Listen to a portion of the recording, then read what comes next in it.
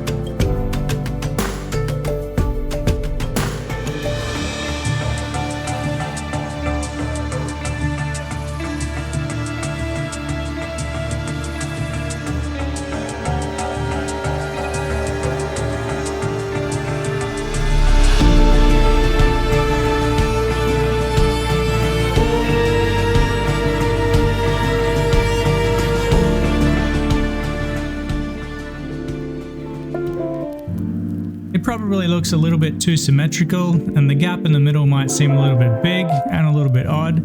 But this all serves a very important purpose, which you'll see very shortly.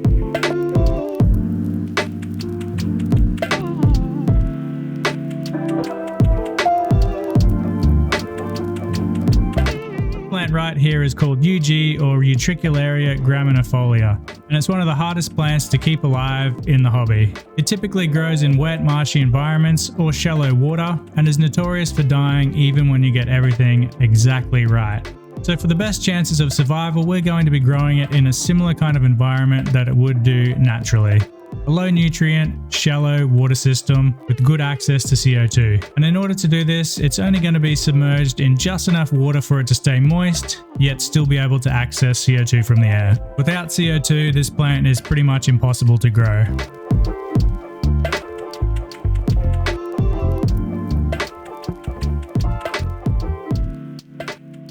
It's been a couple of weeks now, and I've got quite a few plants to add to this carnivorous bogscape, but first I need to build up a few areas with a little bit more depleted aqua soil.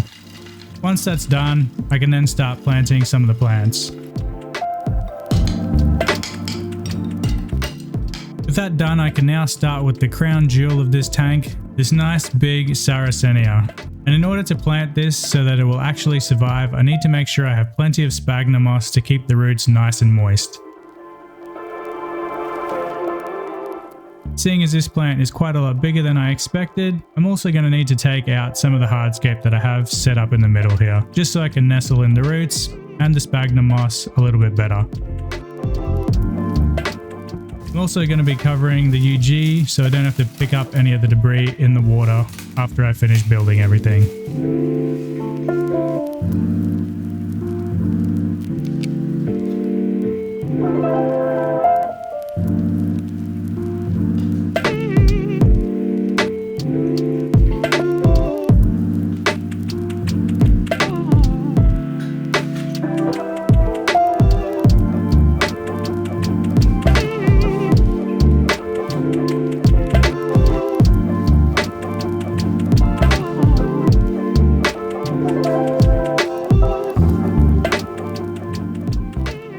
Sarracenia is in place, I can start adding the rest of the plants to the ecosystem, but I won't bother pronouncing all of the names or we'll be here all day.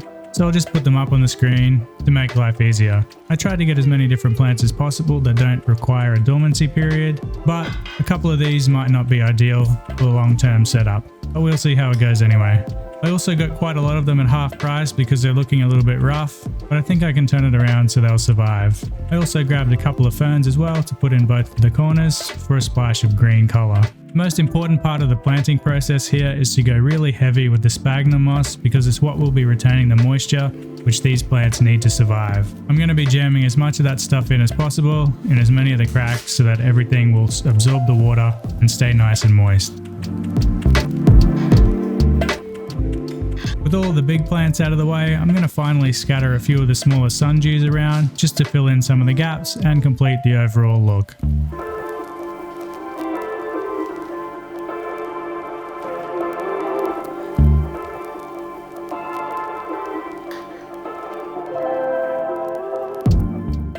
Before you head straight over to the shop and buy one of every carnivorous plant you see, it's important to be aware that some carnivorous plants require a dormancy period to survive. This means they need a nice cold period to essentially hibernate, then reawaken. Without this period, they will eventually die. And in this build, I do have two of those species. Both of the Sarracenia that I have require a dormancy period, so they won't be long-term additions to this tank, though both of the ones I have should have theoretically passed the hibernation stage for this year, so they'll be perfectly fine for quite a few months.